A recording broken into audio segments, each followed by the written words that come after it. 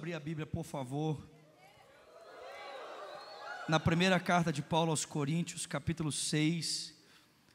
Nós temos falado aqui sobre discípulo radical. Diga comigo, discípulo radical. Mais uma vez, discípulo radical. É a nossa série de mensagens. Temos falado aqui sobre discipulado radical. E hoje eu quero falar com os irmãos sobre pureza sexual. 1 aos Coríntios, capítulo 6, versículo de número 12. O discípulo radical também é aquele que vive uma vida santa, amém? Uma vida de pureza sexual. 1 aos Coríntios capítulo 6, verso de número 12 diz: tudo me é permitido, mas nem tudo me convém. Tudo me é permitido, mas eu não deixarei que nada me domine. Os alimentos foram feitos para o estômago, e o estômago para os alimentos, mas Deus destruirá ambos. O corpo, porém, não é para a imoralidade, mas para o Senhor, e o Senhor para o corpo. Por seu poder, Deus ressuscitou o Senhor e também nos ressuscitará. Vocês não sabem que os seus corpos são membros de Cristo? Tomarei eu os membros de Cristo e os unirei a uma prostituta? De maneira nenhuma. Vocês não sabem que aquele que se une a uma prostituta é um corpo com ela? Pois está escrito: os dois serão uma só carne.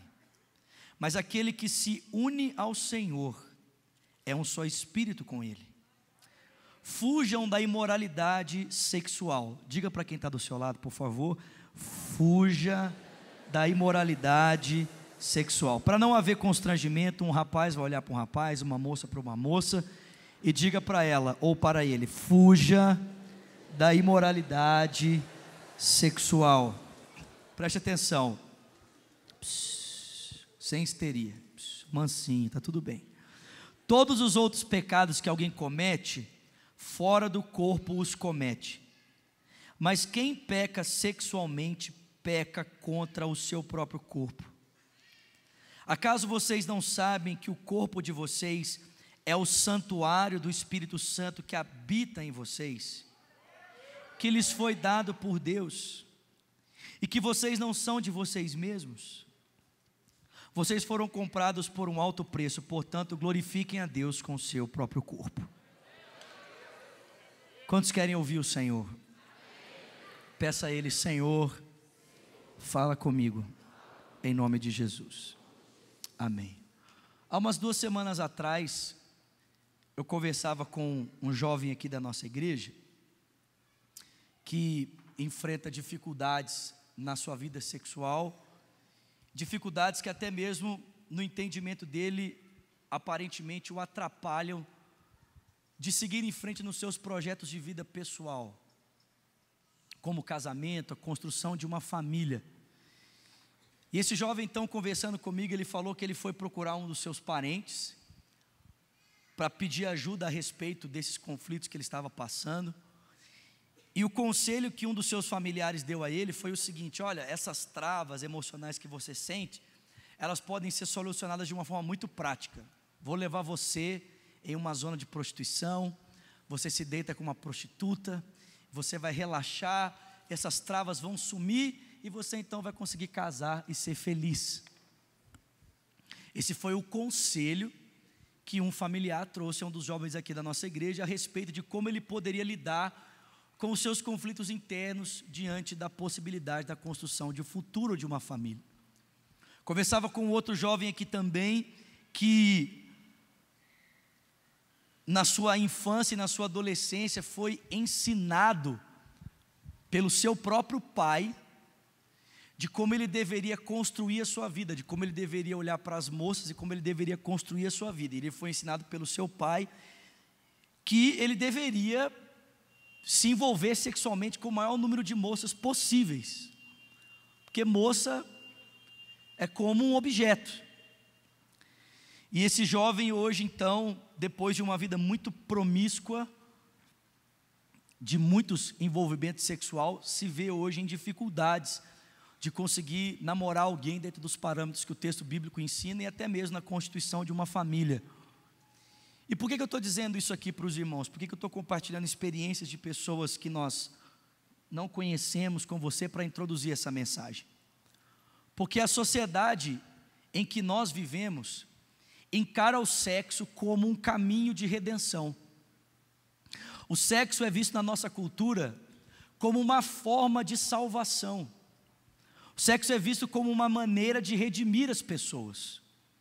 Tanto que você pode perceber que toda a construção de liberdade que o ser humano ele idealiza hoje está diretamente atrelada ao quê? Ao sexo, a uma vida de liberdade sexual. A maior expressão de liberdade que o ser humano pode experimentar hoje tem a ver com o se desassociar de todos e quaisquer padrões morais, éticos, para que ele possa então desfrutar da liberdade sexual que ele tanto deseja. É tão interessante que uma pesquisa feita por uma organização do nosso país defendeu que essa liberação desses parâmetros morais que nós conhecemos hoje, essa compreensão, de uma liberdade sexual à custa de qualquer valor, de qualquer princípio, poderia levar os homens a viverem uma vida mais equilibrada. Esse instituto chegou ao senso de que se nós tivéssemos uma liberação sexual, uma liberação que fugisse totalmente aos parâmetros e às normas, não apenas a prostituição seria regulamentada, como outros aspectos como o aborto, o próprio casamento monogâmico que é visto pela nossa sociedade como um impedimento ao desenvolvimento da sexualidade verdadeira, essas coisas seriam resolvidas e nós teríamos uma sociedade mais feliz, mais igualitária. Você pode encontrar essa pesquisa no site do IPEA. O IPEA trouxe essa conclusão, de que se nós tivéssemos uma sociedade de maior liberdade sexual, de maior liberação sexual, esses problemas seriam resolvidos se nós acatássemos a prostituição, se nós entendêssemos o aborto de uma perspectiva diferente, e nós pensássemos o casamento monogâmico como um atraso de vida para a constituição de uma sociedade melhor, nós teríamos uma sociedade mais tranquila, melhor, onde as pessoas não pensariam em estupro, onde as pessoas não pensariam em violar o corpo da outra. Pelo contrário, a liberdade sexual traria para nós uma sociedade melhor. O problema, irmãos, é que quanto mais o tempo passa e mais a sociedade se torna... Só um minutinho, gente. E mais a sociedade se torna liberal nesse sentido, ao invés de nós visualizarmos os efeitos dessa revolução sexual, trazendo liberdade, autonomia, o desenvolvimento maduro do ser, nós vivemos numa sociedade de pessoas imaturas, feridas emocionalmente, que à custa desse liberalismo moral, dessa liberdade moral, na verdade, tem experimentado de uma grande degradação, de uma grande destruição. A gente percebe então que o caminho para o desenvolvimento de uma sexualidade saudável não passa por esses valores que a sociedade que eu e você vivemos, ela prega. O apóstolo Paulo tenta aqui nos dar uma resposta de como eu e você podemos desenvolver a nossa sexualidade de uma forma não destrutiva, nem a nós e nem ao nosso próximo. Volta comigo para o texto, por favor. Paulo começa dizendo assim para mim e para você: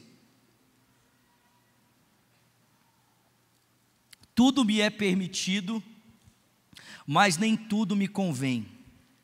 Tudo me é permitido, mas eu não deixarei que nada disso me domine. Preste atenção. O apóstolo Paulo, para levar esses irmãos da igreja de Corinto a uma compreensão melhor a respeito da sua sexualidade, ele não recorre em primeira instância ao argumento da lei. Muitas vezes, quando nós queremos ensinar o povo de Deus a respeito de como viver uma ética sexual saudável, a primeira perspectiva que nós encontramos muitas vezes é a perspectiva da repressão. Nós costumamos dizer para as pessoas: não façam isso, não faça aquilo, não faça aquilo outro.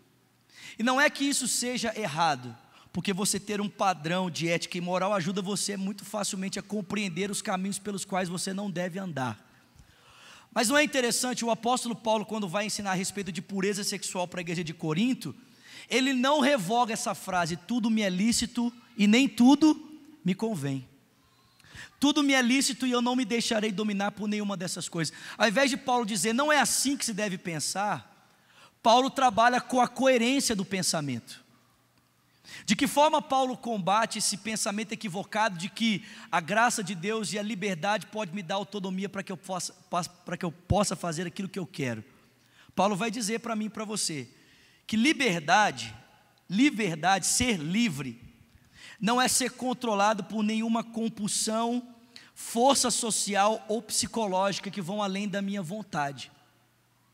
Então eu digo, todas as coisas me são lícitas, mas nem tudo me convém. Todas as coisas me são lícitas, porém eu não me deixarei dominar por nenhuma delas. O que significa? Significa que liberdade é poder ser livre para decidir por aquilo que eu quero, sem que eu seja controlado por nenhuma compulsão, nenhuma força ou nenhuma orientação psicológica que vá além da minha vontade. Eu pergunto para você, a destruição de um padrão moral ou a transformação do corpo como apenas um objeto tem levado as pessoas a essa liberdade? Em que elas são livres para decidirem a respeito da sua sexualidade, sem serem dominadas pela compulsão, sem serem dominadas por uma força social ou por um estigma psicológico? E fica claro para mim e para você que não, querido. As pessoas hoje, elas são vítimas do seu apetite sexual. As pessoas agem mais como bichos do que como seres humanos. As pessoas não conseguem refrear o seu impulso sexual.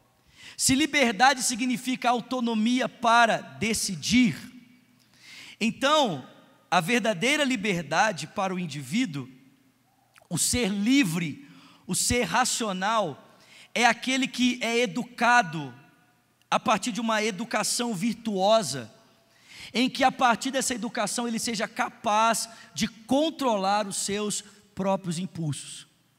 Presta atenção, não é dizer que nós não temos liberdade para decidir. Não, não é isso. É dizer o seguinte: a sua liberdade deve levar você não novamente à escravidão, mas a continuar na liberdade. E para que você possa ser livre para decidir fora dos seus apetites, dos seus impulsos, então é necessário, não que você seja livre de padrões morais, e nem que você avalie a sua sexualidade a partir apenas dos seus impulsos, mas que você seja educado em uma educação virtuosa, para que a partir dessa educação virtuosa, você seja capaz então de refrear os seus impulsos, você seja capaz de refrear a sua vontade. Preste atenção, se nós não tivermos uma ética sexual que nos traga senso de liberdade, quando nós estivermos diante da possibilidade do pecado, nós nunca vamos conseguir resistir a ele. Nós nunca vamos conseguir dizer não para o pecado. Um ser humano que não sabe se governar, não sabe utilizar-se bem da sua liberdade, diante da possibilidade do erro, ele sempre vai escolher o quê? O erro. Então presta atenção, querido, presta atenção. A primeira realidade que eu e você precisamos entender, se nós queremos ter uma vida de pureza sexual, é que realmente nós somos livres, mas liberdade implica em não ser dominado. E para isso, para que você decida racionalmente, você precisa de uma ética que ajude você a dominar os seus impulsos sexuais. Segundo, o apóstolo continua dizendo aqui no verso de número 13: os alimentos foram feitos para o estômago, e o estômago para os alimentos, mas Deus destruirá a ambos. Preste atenção, o segundo ensinamento que Paulo traz aqui é o seguinte: é que comer não é como fazer sexo. A maioria das pessoas dizem o seguinte hoje, que o sexo é uma necessidade biológica assim como as outras necessidades biológicas. Assim como você tem necessidade de comer, assim como você tem necessidade de dormir, você também tem necessidade de fazer sexo. Mas isso não é verdade. Isso não é verdade. Paulo está combatendo esse pensamento aqui. Presta atenção. Os gregos já pensavam dessa forma. Os gregos pensavam que o corpo era mau. E uma vez que o corpo ele era mau, uma vez que Deus não tinha nenhum tipo de relação com o corpo, uma vez que o corpo não poderia expressar nenhum tipo de espiritualidade, então o corpo estava fadado às coisas naturais, às coisas normais. Portanto, o corpo deveria ser utilizado da melhor forma possível. Inclusive, as vontades do corpo, todas elas deveriam ser saciadas. Então, qualquer tipo de vontade que o seu corpo tivesse, você deveria entregar o seu corpo a isso. Mas presta atenção, querido. Paulo vai dizer para mim e para você que nós não podemos pensar que o sexo é como uma outra necessidade. Por quê? Porque o corpo humano não é algo que você tem. O corpo humano é aquilo que você é. O corpo humano não é um objeto que você possui. O corpo humano é a extensão daquilo que você é. Presta atenção. Em 17/10/2007, dois homens na Alemanha, combinaram o assassinato de um deles, e posteriormente o assassino esquartejou o corpo da pessoa assassinada, guardou os pedaços na geladeira e foi comendo aos poucos.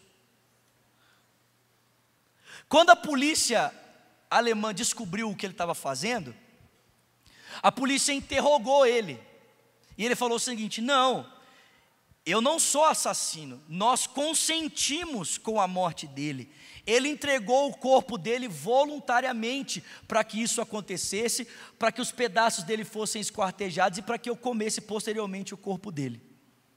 A justiça alemã condenou essa prática, sabe por quê? Olha o argumento deles. Para a justiça alemã, o valor da vida humana é tal que o corpo não pode ser considerado como um bem. O corpo não pode ser considerado como propriedade do indivíduo. Por quê? Porque o corpo faz parte de quem o indivíduo é.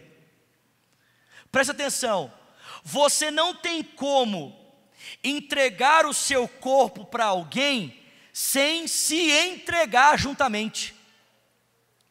Portanto, querido, esse argumento de que a saciedade do corpo, a saciedade do sexo é a mesma coisa, não é. Por quê?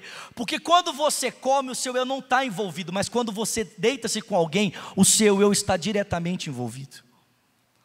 Não é possível você dar o seu corpo sem se dar para alguém. E se você não deseja se dar para alguém, você também não deve dar o seu corpo. Escuta aqui, presta atenção.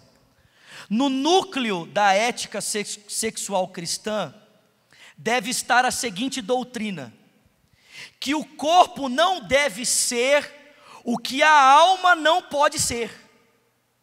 O corpo e a alma estão juntos. O corpo deve se tornar transparente ao espírito, ou seja, eu não posso ser no corpo o que eu não puder ser no meu coração. Meu corpo deve ser translúcido em minhas relações com o meu próximo. A minha face não pode ser uma máscara que oculta as minhas intenções, mas uma janela para o meu homem interior. Meu corpo deve ser amado e honrado, seja ele alto ou baixo, novo ou velho, bonito, feio, gordo ou magro, porque o seu valor é o valor da minha alma. Ele é o símbolo, a parte visível daquilo que tem valor incondicional. Eu devo unir-me ao meu corpo de modo que o meu coração fique à flor da pele.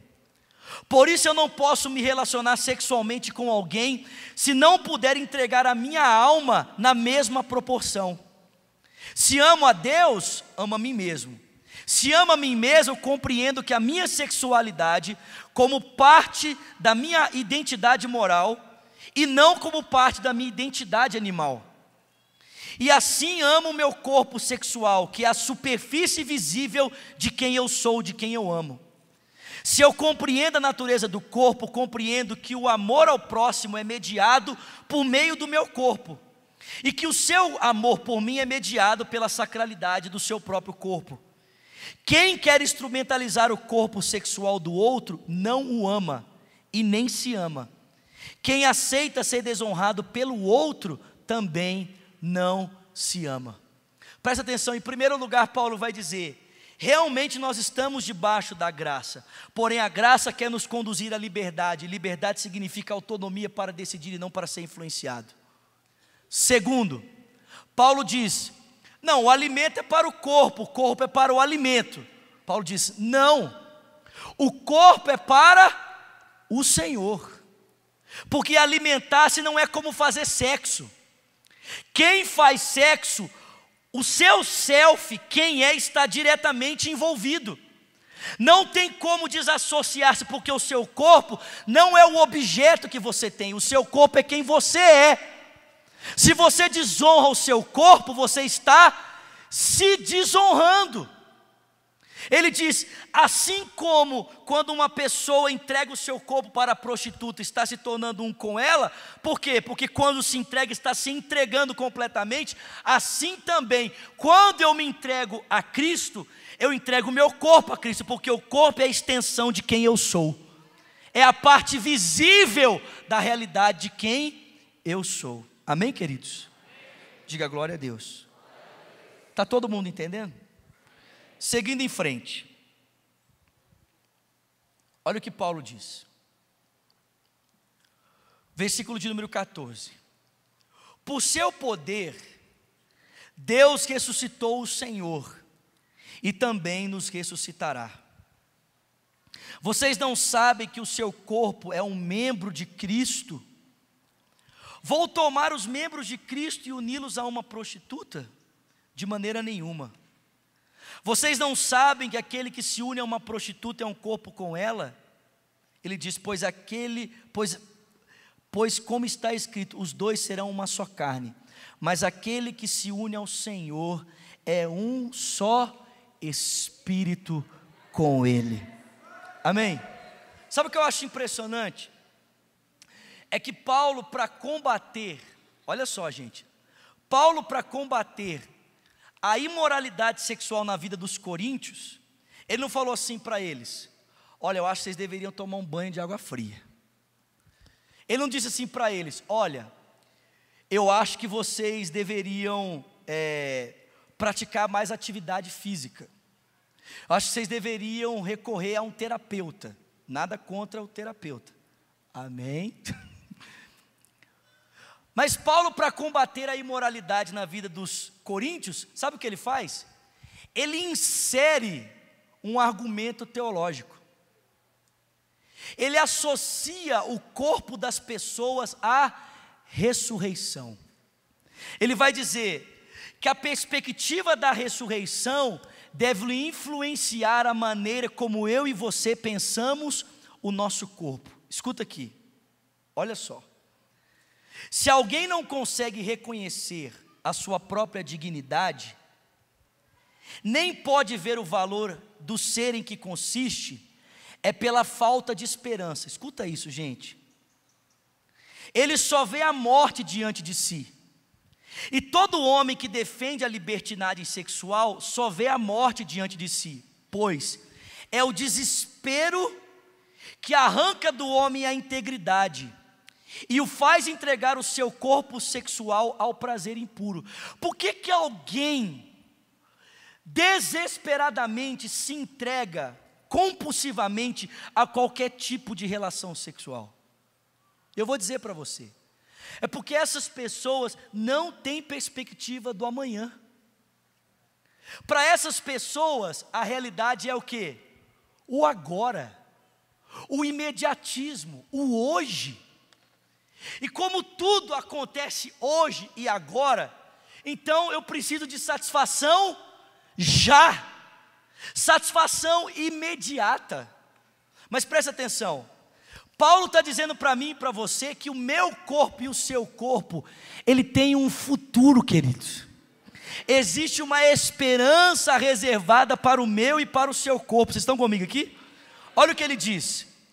Por isso Paulo dá uma resposta escatológica. Ele diz: lembre-se da ressurreição. A ressurreição é a certeza de que o seu corpo tem um valor, de que ele deve ser amado, que o seu corpo e a sua alma não devem ser separados, porque eles foram feitos um para o outro, ou melhor, eles foram feitos para serem um só. Escuta isso. A doutrina da ressurreição nos diz que o prêmio máximo para o eu não é a satisfação momentânea, mas é a vitalidade eterna do seu corpo. Que a vida espiritual que habita no interior do homem um dia alcançará o seu corpo. E através do seu homem exterior, então, essa vida poderá ser vista. Portanto, vale a pena amar o corpo e cuidar do corpo e honrar o corpo. Presta atenção, querido. Por que nós não nos entregamos dissolutamente à satisfação momentânea? Paulo diz: porque assim como o corpo do Senhor foi ressuscitado, o meu corpo e o seu corpo será ressuscitado. Ele diz que assim como o nosso espírito foi ligado a Cristo, o nosso corpo, os nossos membros passaram a ser os membros de quem? De Cristo. Presta atenção, querido, assim como Cristo recebeu um corpo glorificado, nós também receberemos. Ele diz: você teria coragem de pegar o corpo do Senhor e entregá-lo para uma prostituta? Você teria coragem de pegar o corpo do Senhor e uni-lo à prostituição? Presta atenção, meu irmão. Se você sabe que o seu corpo tem um destino eterno, você não o destrói em curso da destruição de si mesmo. Você o guarda e o honra, porque você sabe que a maior glória que o seu corpo pode receber não é o prazer momentâneo de um momento, mas a glorificação que receberá naquele glorioso dia.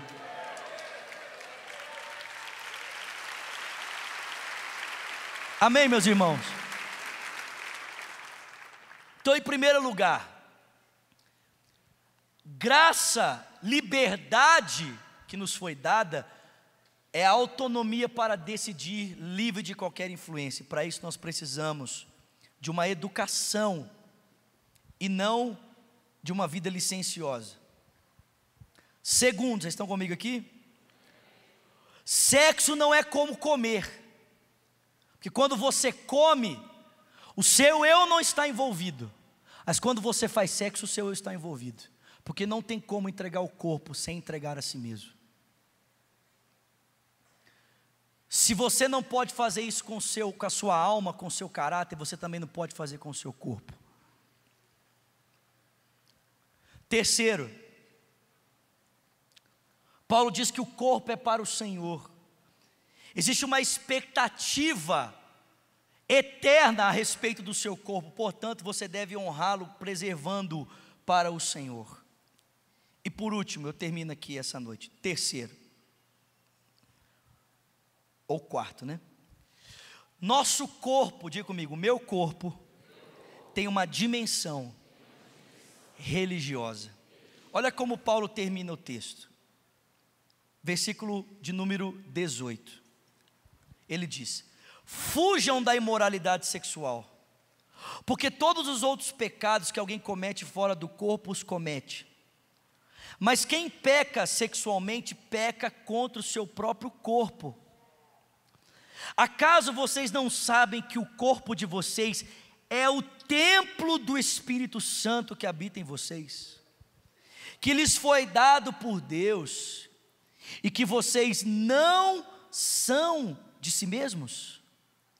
Vocês foram comprados por um alto preço, portanto glorifiquem a Deus com o seu próprio corpo. Presta atenção, Paulo está fazendo um paralelo aqui, gente, entre o culto prestado no templo grego e o nosso corpo como um templo do Espírito Santo. Presta atenção. Em Corinto existia um templo a uma deusa chamada Afrodite, que era a deusa do amor. Sabe como culto era prestado a essa deusa chamada Afrodite? Através das relações sexuais.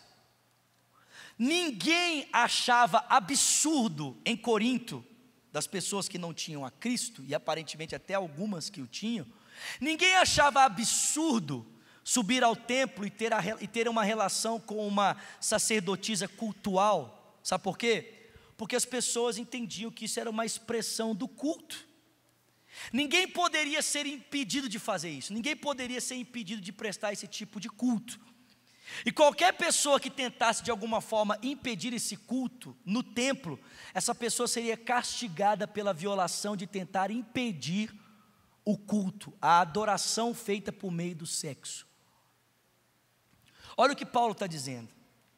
Paulo está dizendo assim: vocês não sabem que as pessoas sobem o templo para se entregarem à imoralidade sexual, para cultuarem o Deus delas, através da prática, da entrega do seu corpo, da prática da promiscuidade?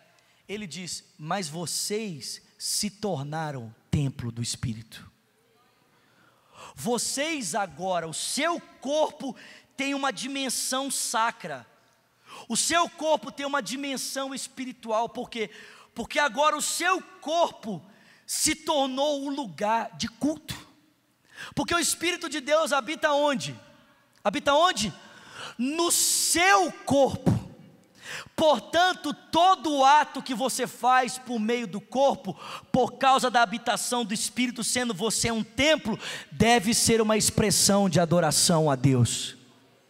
Todo ato por meio do corpo deve ser uma expressão de culto, gente. Deve ser uma expressão de adoração, de adoração. Presta atenção, por que nós não podemos entregar ou viver uma vida imoral? Quais os fundamentos da nossa pureza sexual? É entender que o meu corpo ele tem uma dimensão sacra, o meu corpo tem uma dimensão espiritual. Eu me tornei agora o templo do Espírito, e toda a expressão da minha vida agora por meio do corpo deve ser por causa da habitação do Espírito de Deus em mim, uma expressão de adoração, uma expressão de culto a Deus. Amém, querido? Paulo vai terminar dizendo para mim e para você que nós devemos glorificar a Deus por meio do nosso corpo. E eu digo para você como é que você pode glorificar a Deus por meio do seu corpo. Em vez de você usar os seus pés para caminhar em direção à prostituição, você usa os seus pés para caminhar em direção a alguém para proclamar o Evangelho. Em vez de você usar os seus olhos para imoralidade, para pornografia, você usa os seus olhos para ler as Sagradas Escrituras. Em vez de você usar as suas mãos para masturbação ou para tocar de forma indevida no corpo do outro, você pode usar as suas mãos para impor as mãos sobre alguém para que essa pessoa seja curada. Em vez de você tomar o seu corpo e entregá-lo indevidamente a alguém, simplesmente por um prazer, usando o outro e destruindo a si mesmo, você pode entregar o seu corpo como um sacrifício vivo, santo e agradável a Deus, que é o seu culto racional em expressão de adoração. Amém, meu irmão? Paulo vai dizer que a última medida, de Paulo para que nós tenhamos uma vida de pureza sexual, ele inicia esse assunto no capítulo 7, é o casamento. O único lugar em que o ser humano pode desfrutar livremente da sua sexualidade, sem que ele seja violado, viole o outro, ou peque contra Deus, é o casamento. É o casamento. Paulo vai dizer: se nós queremos ter uma vida de pureza sexual, desfrutando do prazer do sexo, ele diz, é simples: casa. Case com alguém, se entregue completamente a uma pessoa, entregue a sua alma a alguém, e você então vai poder entregar o seu corpo também a ela. Entregue o seu coração a alguém, firme uma aliança, um pacto com alguém, e você então vai poder também ter o corpo e a alma dessa pessoa. Amém, meus irmãos? Está claro para os queridos irmãos? Glória a Deus. Fica de pé no seu lugar.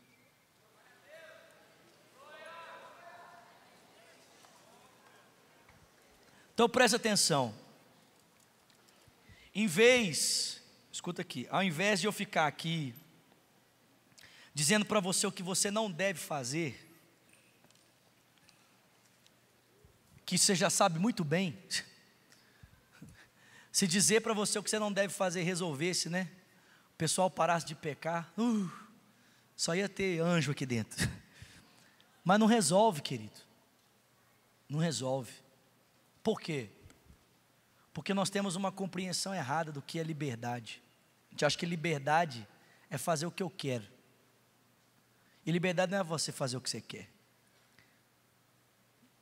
Liberdade é você poder decidir, ser livre para decidir, longe de qualquer influência que possa, de alguma forma, exercer poder ou domínio sobre você. Segundo, sexo não é como comer, querido. A gente pode sair daqui agora, todo mundo sentar ali fora, na lanchonete, sentar todo mundo comer junto, e isso não vai envolver a nossa personalidade. Mas quando você deita com alguém, não é só o seu corpo que está indo ali, você está indo junto. Terceiro, há um propósito eterno para o seu corpo. Você não dá para o seu corpo o que ele merece se entregando para todo mundo. Você dá ao seu corpo o que ele merece quando você o preserva para a glorificação. Quarto, existe uma dimensão sacra no seu corpo agora. Ele se tornou um templo. O que as pessoas faziam no templo indevidamente, nós fazemos agora devidamente, preservando o nosso corpo, porque toda ação agora por meio do corpo é culto a Deus, é culto, é expressão de culto. E por último, quer fazer sexo? Beleza, irmão, maravilha, eu também. Mas para isso, sabe o que nós vamos ter que fazer? Casar. Entregue o seu coração para alguém, e você vai estar apto para entregar o seu corpo também para essa pessoa. Entregue o seu coração para alguém, e você vai estar qualificado para entregar o seu corpo para uma pessoa. Presta atenção, escuta aqui, gente. O seu corpo não pode ser o que a sua alma não pode ser. O seu corpo não pode ser o que você não está disposto a ser. Amém? Feche os seus olhos.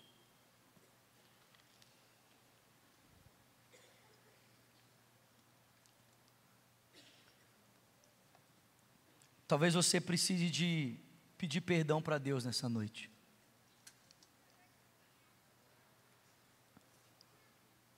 Talvez você precise dizer para o Senhor: Senhor, me perdoa por aquilo que eu tenho feito contra mim mesmo,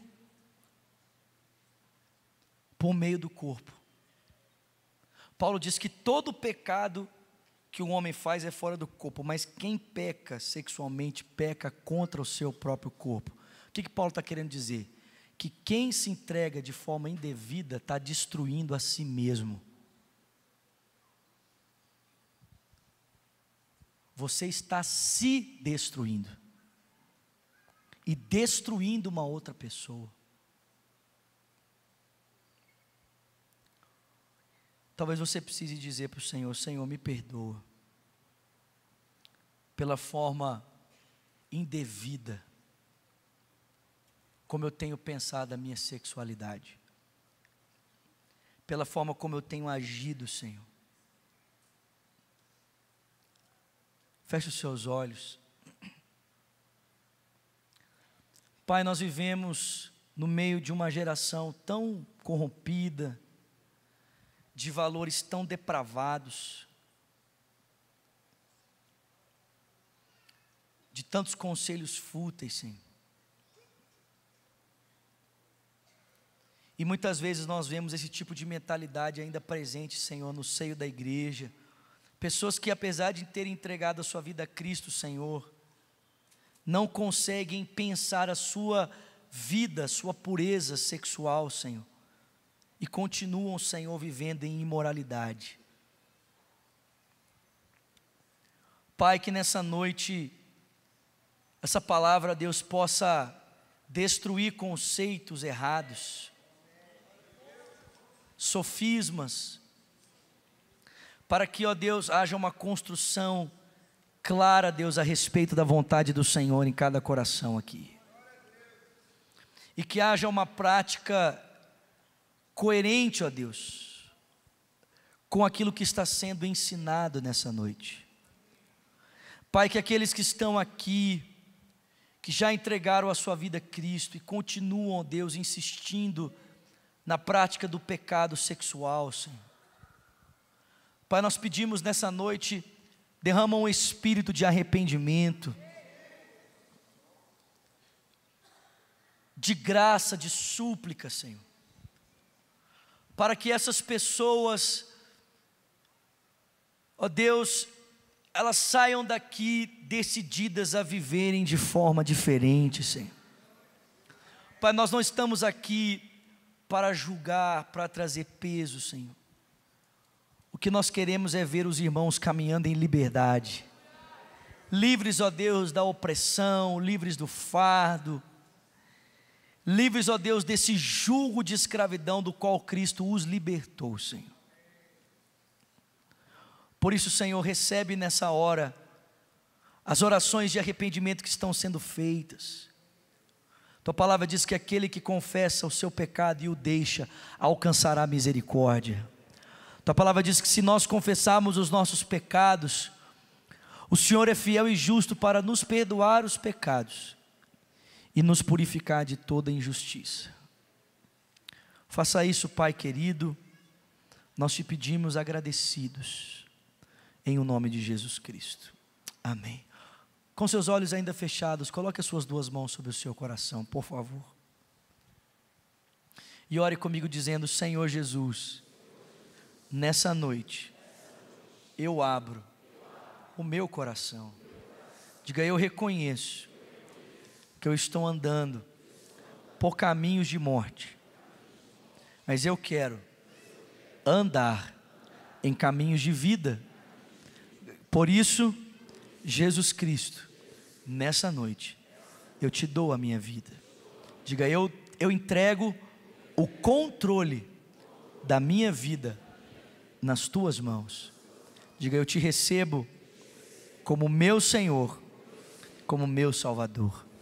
Diga: e eu, Jesus, que um dia andei nos teus caminhos, mas eu me desviei. Nessa noite, arrependido eu volto, na certeza de que serei aceito. Amém. Com seus olhos fechados, suas duas mãos sobre o seu coração. Se você fez essa oração nessa noite pela primeira vez, dizendo: Jesus, eu te entrego a minha vida. Ou você está aqui e você orou dizendo: Senhor, eu reconcilio, eu volto aos teus caminhos. Nós queremos orar com você, queremos orar por você. Se você fez essa oração nessa noite pela primeira vez, dizendo: Jesus, eu te entrego a minha vida, ou eu estou voltando aos caminhos do Senhor, levanta uma das suas mãos, eu quero conhecer você e quero orar por você. Tem uma mão aqui na frente, tem mais uma mão levantada ali, tem outra mão levantada, mais uma levantada, tem outra mão levantada aqui embaixo, tem mais uma mão levantada lá atrás. Glória a Deus. Levanta bem alto, lá na galeria, levanta suas mãos. Vou pedir a você, o rapaz de blusa vermelha que levantou a mão, o de blusa listrada, sai do seu lugar, vem aqui pertinho de mim, eu quero orar com vocês, por favor. O pessoal que levantou a mão aqui, a moça de blusa azul, o rapaz de blusa branca, sai do seu lugar e vem, por favor. Nós queremos orar com você, queremos orar por você.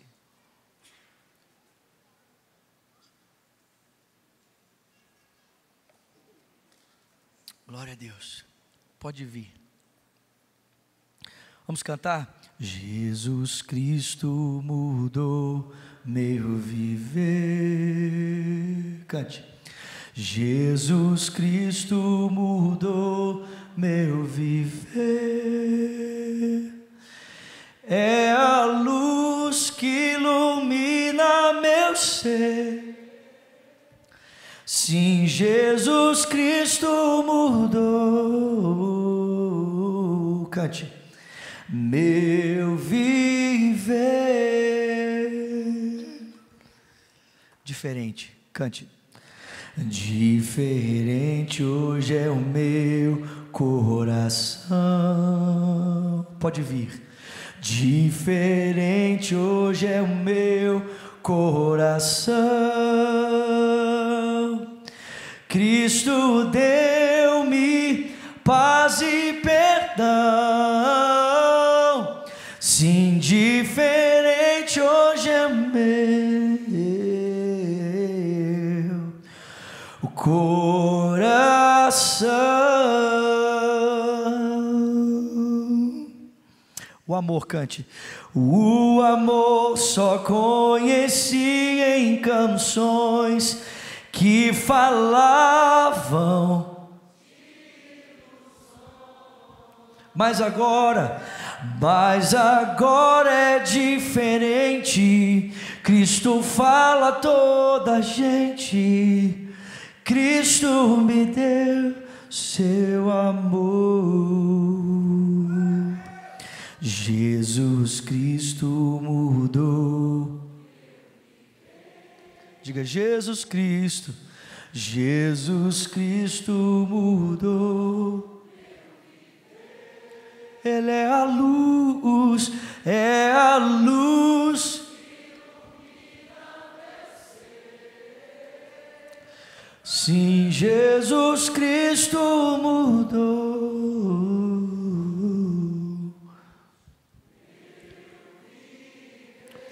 Vocês que estão aqui na frente, pode chegar mais pertinho de mim, por favor. Deixa eu dizer algo para vocês. Há alguns anos atrás, eu estava aí onde você está. Fiz a mesma oração que você fez. Eu disse: Jesus, eu te entrego a minha vida. E quando o pastor que estava aqui na frente pediu para levantar uma das mãos, eu levantei a minha mão. E quando ele falou assim: ó, sai do seu lugar e vem para frente, eu saí correndo. Eu fui o primeiro a chegar. E eu posso dizer para vocês que depois desse dia, minha vida nunca mais foi a mesma. Jesus Cristo mudou a minha vida. E o mesmo Jesus que mudou a minha vida vai mudar a sua vida também. Porque nessa noite vocês não estão entregando a vida para um pastor, para uma igreja, para uma religião. Vocês estão entregando a vida para Jesus. E esse Jesus que mudou a minha vida vai mudar a sua vida também. Amém? Igreja, estenda suas mãos para cá, por favor, e ore comigo dizendo: Senhor Jesus, obrigado por essas vidas que estão no teu altar. Diga: Pai, nós os abençoamos para a honra e para a glória do teu nome. Diga: Senhor, que eles saiam daqui para viver uma nova vida, para a honra e para a glória do teu nome. Nós os abençoamos em nome de Jesus. Amém. Vamos aplaudir essas pessoas. Glória a Deus. Olha só, eu só preciso de, se você me permitir, mais 2 minutinhos da sua atenção. Por quê? Se você permitir, nós queremos anotar os seus dados pessoais, seu nome, seu telefone, e queremos dar para vocês um livro de presente para marcar esse momento. É bem rápido, bem rápido. Vocês vão para uma sala aqui à minha esquerda. Quando terminar lá, vocês podem voltar. Nós vamos estar aqui ainda, se vocês quiserem conversar, uma oração. A gente vai estar aqui ainda. Eu faço a maior questão de abençoar vocês, tá bom? Só vou pedir então mais esse favor para vocês, por gentileza. Então, vou pedir que vocês se dirijam aqui à minha esquerda. Enquanto vocês saem, o pessoal vai aplaudir vocês. Vamos aplaudi-los bem forte, gente.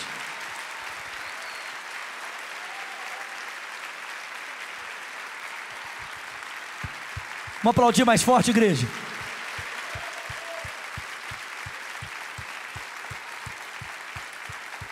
Vamos, igreja.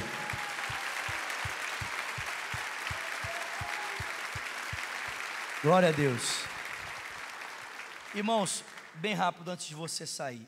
Eu postei 2 textos na minha fanpage referente a esse assunto, né? Se você quiser, você pode entrar lá no facebook.com/Vinícius Zulato. Eu postei 2 textos referente a esse assunto.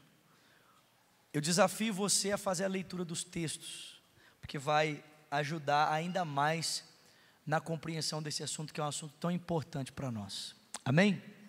Que a graça do nosso Senhor Jesus Cristo, que o amor de Deus o Pai, a comunhão e o consolo do Espírito seja com o povo de Deus, aqui e espalhado em toda a terra, desde agora e para sempre. Quem crê, diga